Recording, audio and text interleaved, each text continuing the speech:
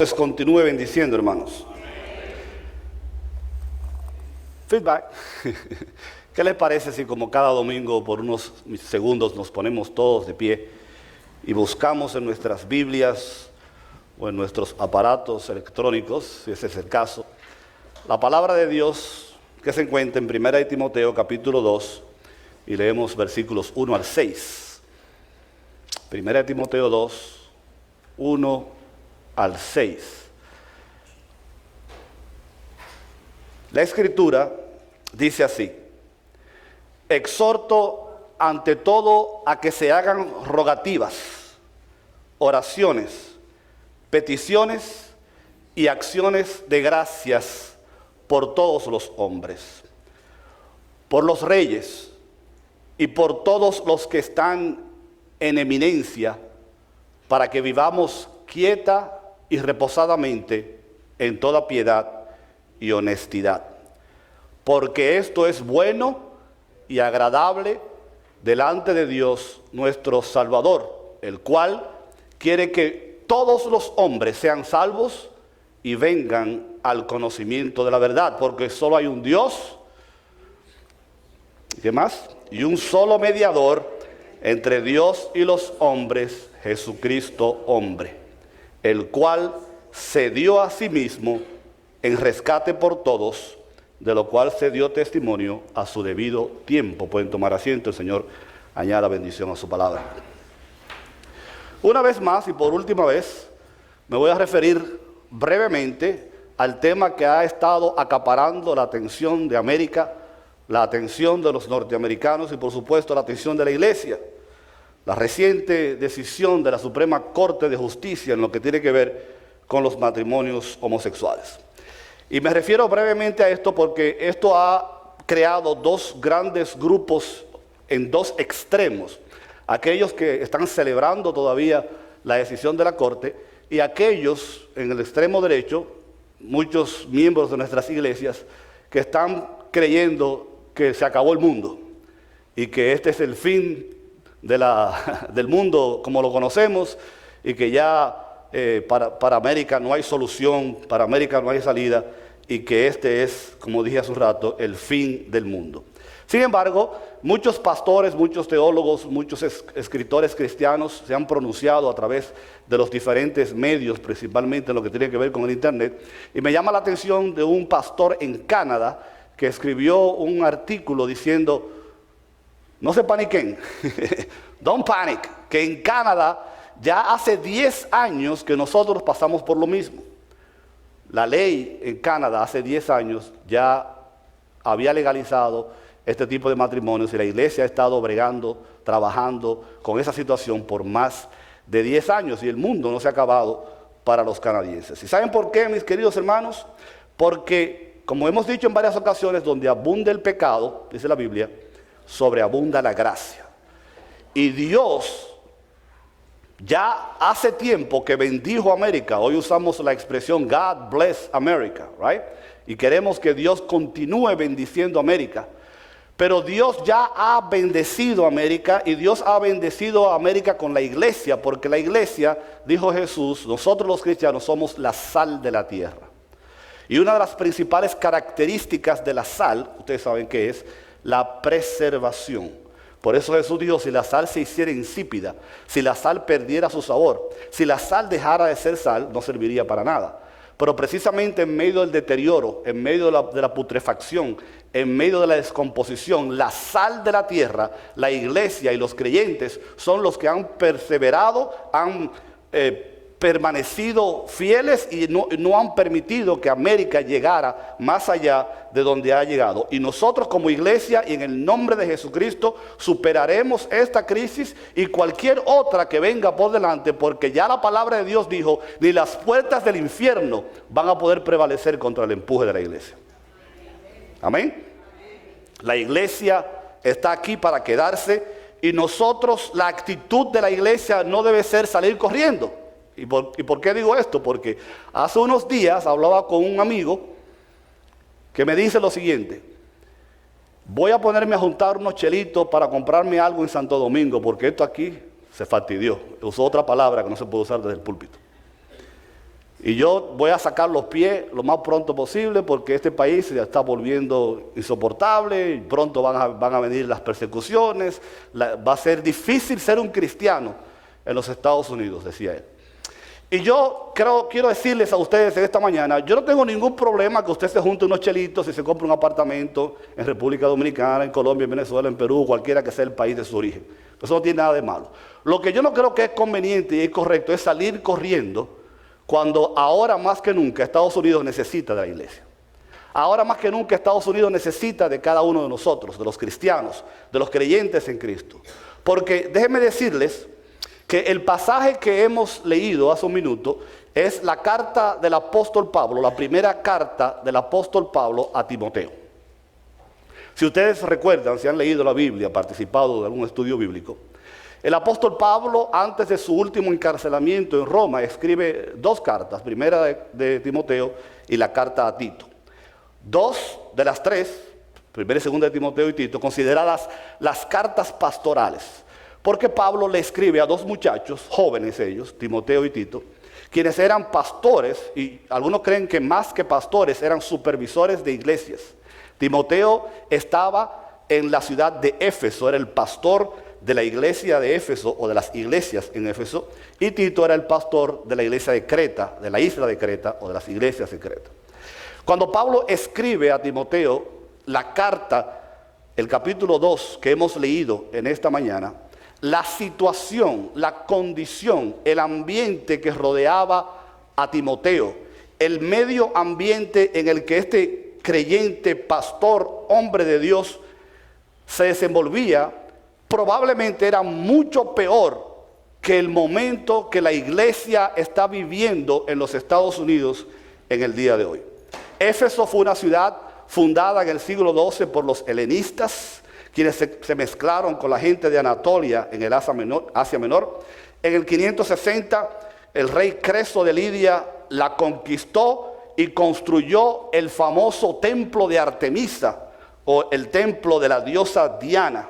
Más tarde, uno de los descendientes de Alejandro Magno reconstruiría la ciudad y le haría el centro de la adoración de Diana. Y ese templo que ustedes ven en la imagen pasó a ser una de las 7 maravillas del mundo. En el libro de Hechos, en el capítulo 19, nosotros encontramos el gran alboroto en Éfeso, donde Pablo y sus compañeros fueron acosados y por poco los linchan, porque comenzaron a predicar el evangelio de Jesucristo, que iba en contra de la cultura, de la religión, de las costumbres, de lo que era el modus vivendi de la población y el mundo de Éfeso. Y como decía este predicador canadiense, a nosotros no debe sorprendernos como cristianos y como iglesia el que el mundo tome decisiones, en que el mundo camine en una dirección, en que el mundo haga cosas que están completamente en contra de la palabra de Dios. Lo raro fuera que lo hicieran. Porque desde el primer siglo, desde que la iglesia nació, desde que las primeras iglesias fueron fundadas en Asia Menor, a través de los años y en el día de hoy, la iglesia siempre ha sido contracultura. La iglesia siempre ha estado en contra de la cultura. La iglesia siempre ha estado en contra de la sociedad. La iglesia siempre ha tenido que enfrentarse a las cosas del mundo porque siempre hemos sido minoría. Y el mundo jamás, nunca jamás, va a estar en línea o a favor de la iglesia y nunca pensarán como pensamos nosotros. Sin embargo, el trabajo de la iglesia es precisamente, como decíamos el domingo pasado, influenciar la sociedad, influenciar nuestro país, influenciar nuestra nación, para que muchos crean y sean rescatados. Las palabras de Pablo en 1 Timoteo capítulo 2 se dijeron en un ambiente sociocultural probablemente más viciado y más difícil que el que nosotros estamos viviendo en el día de hoy. Y el apóstol Pablo, la palabra de Dios, nos da a ti y a mí y a la iglesia en el día de hoy algunas sugerencias que podemos poner en práctica para lograr el sueño americano. Y cuando digo el sueño americano no estoy hablando de tener una casa, un perro y un carro nuevo. El sueño americano de ver una nación, la nación de los Estados Unidos, bendecida por Dios. Una nación, como decía la oración del video al principio, una oración under God, bajo Dios. Una nación que vuelva otra vez a los principios sobre la cual fue fundada. Y Dios va a bendecir a América porque Dios ya lo ha estado haciendo. Dios comenzó a bendecir a América desde el momento en que fue fundada, a través de sus años, y en el día de hoy, basado en el pasaje que hemos leído, tú y yo podemos hacer tres cosas para continuar canalizando la bendición de Dios sobre esta nación. Y la primera cosa que tú y yo debemos hacer como cristianos y como iglesia es orar, o en algunos casos seguir orando por nuestro país. El pasaje que leímos al principio en la Nueva Versión Internacional dice: así que yo recomiendo ante todo que se hagan plegarias, oraciones, súplicas y acciones de gracia por todos, especialmente por los gobernantes y por todas las autoridades. Cuando usted lee la historia de los Estados Unidos, y yo he tenido el privilegio de enseñar historia de los Estados Unidos en la universidad, y yo sé de paso, yo enseño en Pillar College, el próximo semestre voy a enseñar historia de la iglesia, así que si usted quiere aprender historia de la iglesia, inscríbase en Pillar College y participe, es un anuncio gratis para la universidad. Pero hemos enseñado la historia de la iglesia en las aulas de las universidades. Y cuando usted lee la historia de la iglesia en high school, en la universidad o cualquier libro, usted se da cuenta que la historia de la iglesia, la historia de los Estados Unidos, las páginas de la historia de los Estados Unidos están salpicadas con el nombre de Dios. Dios comenzó esta nación trayendo aquí a los puritanos, trayendo aquí a los cuáqueros, trayendo aquí a los separatistas ingleses, trayendo aquí a aquellas personas cuyo común denominador era el hecho de que ellos buscaban fundar una nación, vivir en un país donde existiera la libertad religiosa, donde se pudiera proclamar sin ningún problema el nombre de Dios y donde el estilo de vida de la nación estuviera en línea con los principios y las enseñanzas de la Biblia, la palabra de Dios. Cuando el país tuvo que defenderse de los ingleses en la guerra de independencia, nuestra constitución, los primeros congresos continentales, las declaraciones, los monumentos, nuestra moneda, nuestros himnos, nuestras canciones a la patria, todas tienen como común denominador el nombre de Dios. Y cuando la iglesia de Jesucristo entiende que precisamente es el trabajo nuestro continuar el legado de los fundadores de esta nación, lo menos que nosotros podemos hacer es orar o seguir orando para que Dios tenga misericordia de este país. Se ha dicho en cantidad de ocasiones que nosotros hablamos más acerca de la oración que el tiempo que pasamos orando. Participamos a veces de entrenamientos y estudios de cómo orar, cuando en realidad lo que deberíamos estar orando. Hay una famosa historia del predicador Dwight L. Moody, uno de los más grandes predicadores que ha existido en los Estados Unidos.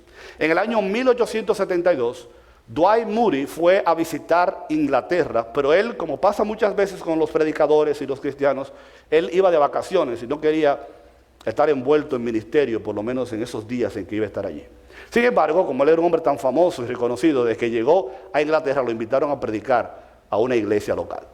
Y él, de manera medalaganaria, aceptó predicar el domingo por la mañana y el domingo por la noche en esa iglesia.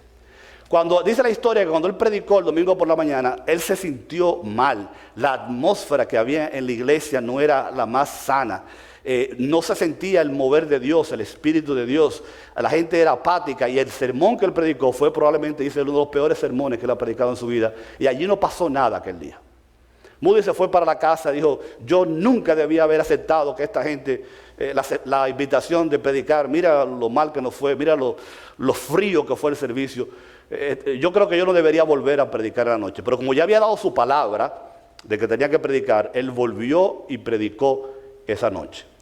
Cuando llegó a la iglesia, el ambiente era completamente diferente. Habían cientos de personas en la iglesia. Y al final del mensaje, él hizo una invitación y dijo: si alguien en el día de hoy quiere aceptar a Cristo como Salvador personal, póngase de pie. Y más de 500 personas se pusieron de pie aquella noche recibiendo a Cristo como Salvador personal. Lo que mucha gente no sabe es qué pasó entre el primer culto de la mañana y el culto de la noche que produjo una diferencia tan grande. Y la historia cuenta que una ancianita que estaba en el servicio de la mañana cuando vio que era Moody el que estaba predicando, después del servicio corrió a la casa de una hermana que estaba enferma y paralítica y le dijo, no te vas a imaginar quién está predicando en la iglesia. Y cuando le contó la historia de que era Moody, la hermana paralítica dijo, si yo hubiera sabido eso, hubiera ayunado y me hubiera puesto a orar esta mañana. Pero todavía hay tiempo. Vamos a ayunar y vamos a orar toda la tarde y toda la noche para que Dios use con poder al predicador. Y nosotros creemos que eso fue lo que hizo la diferencia. Nosotros queremos recordar, iglesia, en el día de hoy, que Dios sigue contestando oraciones, que Dios sigue honrando a aquellos que oran, que la iglesia de Jesucristo, si hay algo que nosotros podemos hacer más que cualquier otra cosa, es orar. Uno de los famosos predicadores de todos los tiempos dijo, Spurgeon, yo prefiero enseñar a una persona a orar que enseñar a 10 personas a predicar.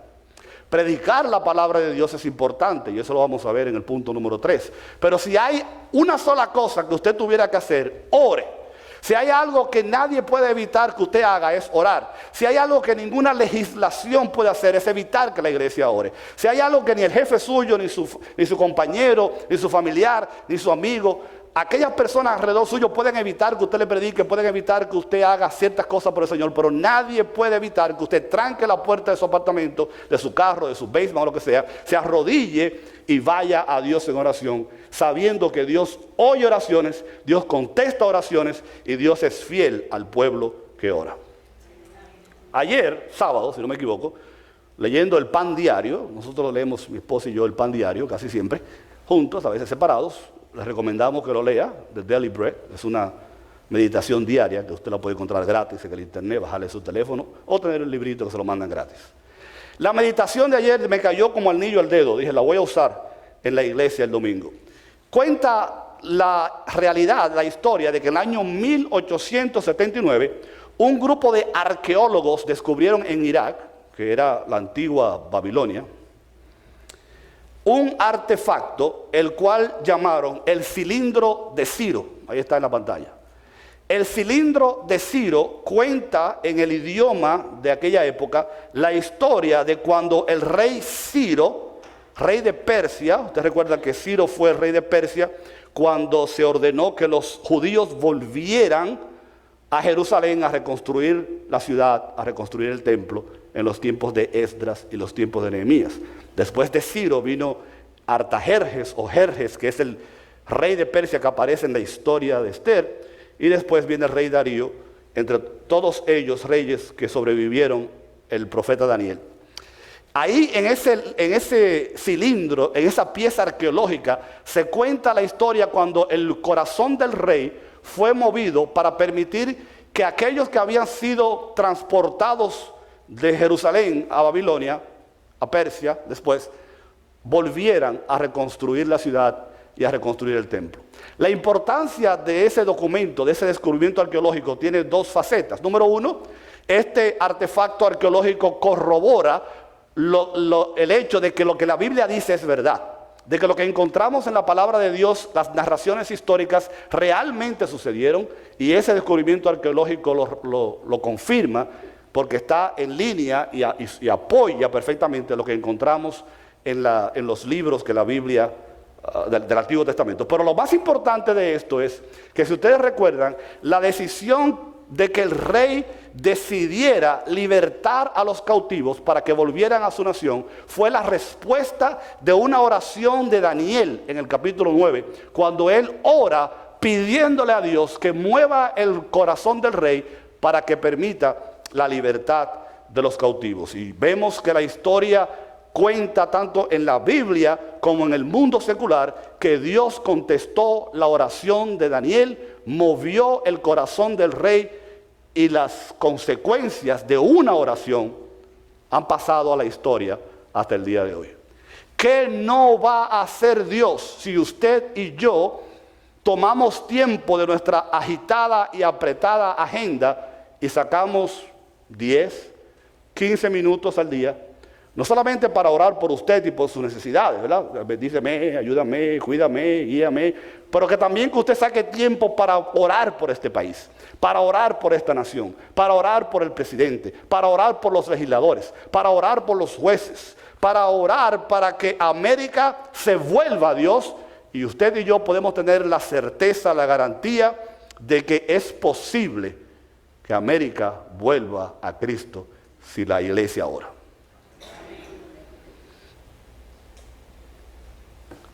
Como hablamos tanto de oración y no oramos tanto, ¿por qué no tomamos unos segundos y decimos: Señor, ten misericordia de este país, ten misericordia de esta nación, ten misericordia de este pueblo, ten misericordia de esta iglesia y de cada iglesia que está aquí. Ayúdanos a ser la sal de la tierra, ayúdanos a hacer la diferencia. Padre, mueve el corazón de los gobernadores, mueve el corazón de los legisladores, mueve el corazón de los gobernantes y permite, oh Dios, que este país vuelva al Dios sobre el cual esta nación fue fundada y que tu palabra siga haciendo el efecto que tiene que hacer en la vida de aquellos que son impactados, tocados con la predicación del Evangelio. En el nombre de Jesús. Es una oración que podemos hacer todos los días, a cualquier hora, en cualquier momento, porque Dios escucha nuestras oraciones. No solamente debemos usted y yo orar o seguir orando por este país. La segunda cosa que debemos hacer, de acuerdo al pasaje que hemos leído, es debemos seguir viviendo de acuerdo a los principios de nuestra fe. En otras palabras, ustedes recuerdan el sermón del domingo pasado, Dios anda buscando hombres y mujeres como Daniel y sus amigos que se pongan de pie y digan: nosotros vamos a ir en contra de la corriente, nosotros no vamos a imitar el mundo, nosotros no nos vamos a parecer al mundo, nosotros no vamos a hacer lo que el mundo hace, nosotros vamos a hacer la diferencia, porque si la sal se hiciera insípida, si la sal pierde su sabor, si la sal pierde su propiedad de preservar, ¿qué va a pasar con este país? América necesita a Cristo, América necesita a la iglesia. Los fundadores de esta nación, ellos no solamente vinieron aquí buscando libertad, no solamente trataron de pedir, oraron y le pidieron a Dios dirección. Cada vez, incluso cuando se celebró el primer Congreso Continental, los legisladores se pusieron de rodillas y le pidieron a Dios dirección para que Dios les ayudara a formular las leyes y tomar las medidas y poder escribir las leyes de una manera correcta y que pudieran no solamente beneficiar a este país, pero honrar a Dios. Pero además de eso, la Biblia enseña que ellos, la historia enseña, perdón, que ellos lo que hicieron no solamente fue creer en Dios, vivir de acuerdo a los principios de fe, pero trataron de usar la Biblia como el mecanismo sobre el cual se desarrollaran, se crearan muchas de las leyes y muchas de la manera en que el gobierno iba a funcionar. Por ejemplo, cuando usted estudia, se va a ser ciudadano o cualquier cosa, usted sabe que en este país hay tres ramas, three branches del gobierno, que son la judicial, la legislativa y la ejecutiva, ¿se acuerdan? Judicial, Legislative and Executive Branch. ¿De dónde creen ustedes que nuestros fundadores sacaron eso? Ellos fueron a la Biblia, ellos fueron a la palabra de Dios que está en Isaías, capítulo 33, versículo 22, donde la palabra de Dios dice: porque Jehová es nuestro juez, poder judicial, Dios es nuestro legislador, rama legislativa, y Jehová es nuestro rey, la rama ejecutiva. Él mismo nos salvará. Aún la división de poderes de esta nación está basada en la palabra de Dios. Estos hombres no solamente tuvieron la gallardía y la iniciativa de vivir sus vidas de acuerdo a los principios bíblicos, pero también estuvieron dispuestos a dar su vida en defensa de lo que la palabra de Dios enseña. Ustedes recuerdan en un sermón que predicamos cómo los 12 discípulos, con la excepción de Juan, una vez que tuvieron un encuentro con el Cristo resucitado, hubo una transformación y un cambio tan fuerte en sus vidas que todos, con la excepción de uno, estuvieron dispuestos a morir sacrificados, martirizados, por la causa de Jesucristo. Ellos sabían que si había una causa digna de ser defendida, era la causa de Cristo. Cuando en la Declaración de Independencia de los Estados Unidos, 56 hombres se reunieron para firmar la Carta Magna, la Declaración de Independencia, la historia cuenta lo que sucedió con ellos después. 5 de ellos fueron capturados y torturados por las fuerzas británicas hasta que murieron. 12 de ellos, sus casas fueron saqueadas y quemadas y lo perdieron todo. 2 de ellos perdieron sus respectivos hijos en la guerra de independencia. Uno de ellos, su hijo fue capturado y llevado prisionero. 9 de ellos pelearon y murieron en la guerra de independencia. Carter Braxton, un rico comerciante de Virginia, toda su empresa, sus barcos fueron destruidos y tuvo que vender todas sus propiedades para pagar sus deudas y murió en la pobreza. Thomas McKean tenía que mudarse a cada rato de diferentes casas porque los británicos siempre estaban detrás de él. Thomas Nelson fue el que le pidió a George Washington que quemara y destruyera la casa donde él vivía, porque esa casa había sido tomada por los ingleses y constituida en un comando inglés. Todos y cada uno de ellos vivieron vidas que estaban en línea con los principios que ellos profesaban.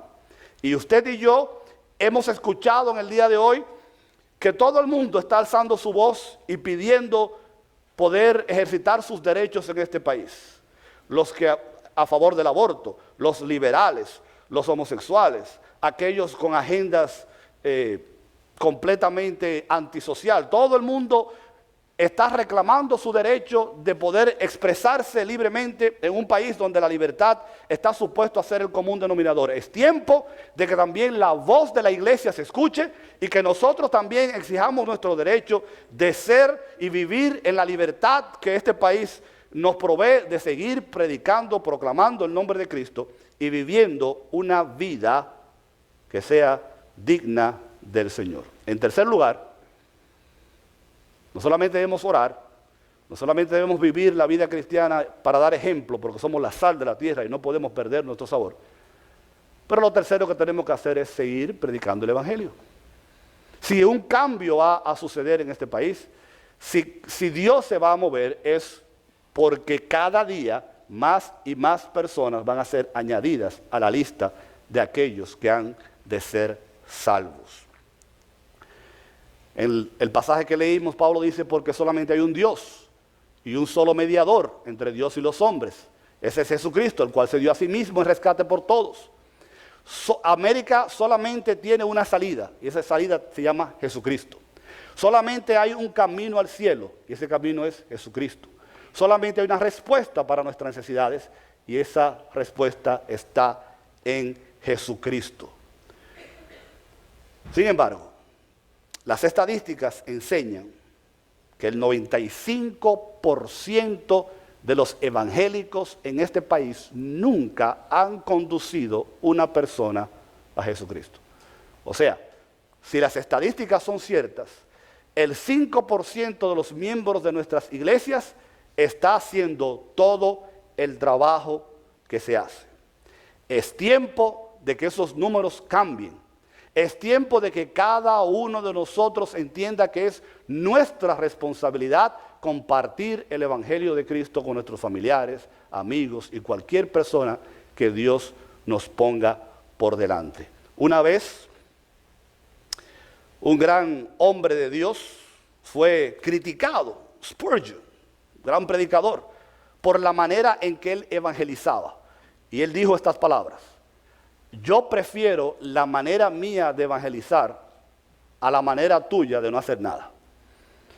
O sea, yo prefiero y Dios prefiere un ejército de personas que evangelicen aunque el método, el sistema no sea el más adecuado, a un grupo, toda una iglesia que esté sentada en los bancos todos los domingos y que no abra la boca y no comparte el Evangelio de Cristo durante la semana. No importa la manera, el método que usted utilice, lo importante es que nosotros prediquemos a Cristo. La excusa más común que nosotros escuchamos para que las personas no prediquen a Cristo es: yo no sé cómo hacerlo, yo no tengo el don, yo no he tomado ningún curso, yo no sé cómo predicar. Y yo quiero resolver ese problema esta mañana y darle a ustedes algunas pautas que van a hacer que sea imposible el que usted use esa excusa mañana. ¿Está bien con usted? Ok. Lo primero que quiero decirles es que si usted es creyente, si usted es un cristiano nacido nuevo, usted tiene el más poderoso de todos los recursos para evangelizar, que es el Espíritu Santo de Dios. Amén. Eso es lo más importante. El Espíritu Santo es el que hace la obra, Él es el que convierte, Él es el que abre los ojos. Lo único que usted tiene que hacer es predicar, decirle a la gente algunas cosas que le vamos a enseñar. Además de eso, usted tiene otro recurso que usted no sabía que lo tiene, lo va a descubrir hoy, que es su testimonio. Todo creyente, todo cristiano tiene un testimonio. Algunos son más sensacionalistas que otros, pero todos nosotros éramos de una manera antes de conocer a Cristo. Conocimos a Cristo en algún momento y tenemos una vida después de habernos convertido a Cristo. Ese es su testimonio, que usted puede compartirlo en 3 minutos o menos. ¿Quién era usted antes de conocer a Cristo? ¿Cómo conoció usted a Cristo? Y cómo su vida ha sido cambiada después de haber conocido a Cristo. Tan sencillo como eso, usted puede perfectamente compartirlo con cualquier persona que Dios ponga en su camino. Pero lo más importante, como probablemente muchos de ustedes nunca van a participar en un entrenamiento evangelístico, muchos de ustedes tal vez nunca van a leer un libro evangelístico, yo quiero en menos de 5 minutos darles a ustedes un entrenamiento de evangelismo personal en el día de hoy. ¿Están dispuestos a recibirlo? Ese entrenamiento, ese método de evangelismo se llama el camino romano o el camino de los romanos. Es uno de los métodos evangelísticos más viejos que existe y más conocido. ¿Por qué se llama el camino de romano? Porque los 4 versículos que vamos a aprender, y si no se lo aprende hoy no importa, usted lo va a anotar y lo va a poner en su Biblia o en su tableta, en su celular, y nunca se le van a olvidar esos 4 versículos. Los 4 versículos están todos en el libro de Romanos. Por eso se llama el camino de los romanos o el camino romano. ¿Están listos? El primer versículo que usted va a usar es uno de los versículos más conocidos en la Biblia. Romanos 3:23. Por cuanto todos pecaron y están destituidos de la gloria de Dios. Y ahí usted aprovecha y le dice a la persona: tú y yo somos pecadores. Difícilmente usted va a encontrar a una gente que no reconozca que es pecador. Difícilmente. Aparecerá uno que cree que nunca ha pecado, pero probablemente está mal de la cabeza. Porque todo ser humano sabe que nosotros de alguna manera hemos pecado. Y usted aprovecha ahí y le dice: mira, la Biblia dice, si es posible, lo mejor es que usted le enseñe la palabra de Dios y lo deje que él lea. Romanos 3:23. Por cuanto todos pecaron. Entonces, ¿cuál es el problema con eso? O sea, ¿cuál es la consecuencia? ¿Qué de malo tiene que todos hayamos pecado? Romanos 6:23. 3:23 es el primero, 6:23 es el segundo. Porque la paga, la recompensa, el resultado de ser pecador es la muerte espiritual. Todos nosotros, porque hemos pecado, estamos condenados a la muerte y a la condenación eterna. Pero Dios, que nos ama, que es loco con nosotros, porque Dios nos creó y no quiere que nadie se pierda. ¿Se acuerdan que en el pasaje que leímos en 1 Timoteo dice que Dios no quiere que nadie se pierda? Dios, la dádiva, el regalo de Dios es vida eterna en Cristo Jesús, Señor nuestro. Ese es el punto número 2, son 4. El tercero, ahí está. Es que Dios nos ama tanto que muestra su amor para con nosotros, en que a pesar de que tú y yo somos pecadores, Cristo murió por nosotros. Romanos 5:8. Somos pecadores, la paga del pecado es la muerte, pero Dios no quiere que nosotros seamos condenados, porque Dios nos muestra que nos ama tanto que entregó a Cristo para que muriera en la cruz por nosotros. Y finalmente, el punto número 4, ¿cómo puedes tú ser salvo en el día de hoy? Muy fácil. Romanos 10:13 dice: todo aquel que invocare el nombre del Señor será salvo. ¿Te gustaría recibir a Cristo en el día de hoy? Lo único que tú tienes que hacer es invocar el nombre del Señor y tú vas a ser salvo. Y ahí termina todo. Hemos terminado un entrenamiento, Speedy González. de cómo evangelizar a una persona usando 4 versículos, todos en el libro de Romanos. ¿Cuántos de ustedes lo van a poner en práctica la semana que viene? Gloria a Dios. ¿Eh? Si cada uno de nosotros y el próximo servicio que vamos a tener un rato, salimos mañana a la calle y evangelizamos entre todos 100 personas, el próximo domingo tenemos 15 o 20 personas convertidas a Cristo aquí. Y terminamos con este versículo. En 2 de Crónicas, capítulo 7, versículo 14, Dios le dijo al pueblo de Israel y nos dice a los Estados Unidos y a la iglesia: si se humillare mi pueblo, sobre el cual mi nombre es invocado, y oraren, y buscaren mi rostro, y se convirtieren de sus malos caminos, entonces yo oiré desde los cielos, y perdonaré sus pecados, y sanaré su tierra. No es tarde para los Estados Unidos, no es tarde para esta nación, no es tarde para la iglesia. Dios todavía puede bendecir los Estados Unidos de América. Nos ponemos de pie. La pregunta es, ¿vamos tú y yo a ser agentes de este cambio? ¿Vamos tú y yo a ser la sal de la tierra, la bendición, el canal de bendición que esta nación necesita? Ojalá que la respuesta sea así. Pero ahora vamos a cerrar los ojos e inclinar el rostro, porque queremos hacer una invitación por si hay alguna persona en el día de hoy que todavía no ha dado ese paso de entregar su vida a Cristo. Tú que estás aquí, que sabes que eres pecador, que sabes que el pecado te separa de Dios, que sabes o has escuchado hoy que Cristo es la solución para tus pecados y que si tú confiesas el nombre de Jesucristo vas a ser salvo, te invitamos en este momento a que tú entregues tu vida a Cristo. Es muy fácil, lo único que tú tienes que hacer es orar. Y repite ahora mismo, ahí donde tú estás, en tu corazón y en tu mente esta oración: Señor, yo reconozco que soy pecador o pecadora. Yo sé que mi pecado me ha apartado de ti y que estoy condenado a la perdición eterna. Pero yo reconozco en el día de hoy que Cristo murió por mí en la cruz y que su sangre derramada me limpia de todo pecado. Por eso yo te confieso en esta mañana como mi Salvador y te recibo en mi corazón como mi Señor y mi Salvador. Perdóname, Señor, y sálvame en el nombre de Jesús. Si usted hizo esta oración por primera vez en el día de hoy, mientras la iglesia sigue orando, levanta tu mano, yo solamente quiero orar por ti. Habrá alguien que dice que esta mañana yo me entrego a Cristo por primera vez. Levanta tu mano, hay una joven, levanta su mano, Dios te bendiga. Alguien más dice yo me entrego a Cristo, es hoy el día de salvación. No sabemos lo que va a pasar mañana. Cristo murió por ti y Él te quiere salvar hoy. Solamente tienes que confesarlo públicamente. Alguien más levanta su mano y dice yo me entrego a Cristo hoy. Gloria a Dios, por lo menos tenemos una persona que ha dicho yo me entrego a Jesucristo en el día de hoy. Yo quiero orar por esta joven y le voy a pedir a ella que al final, cuando yo salga a la parte de atrás, venga un minuto para yo entregarle algo que quiero que se lleve para su casa.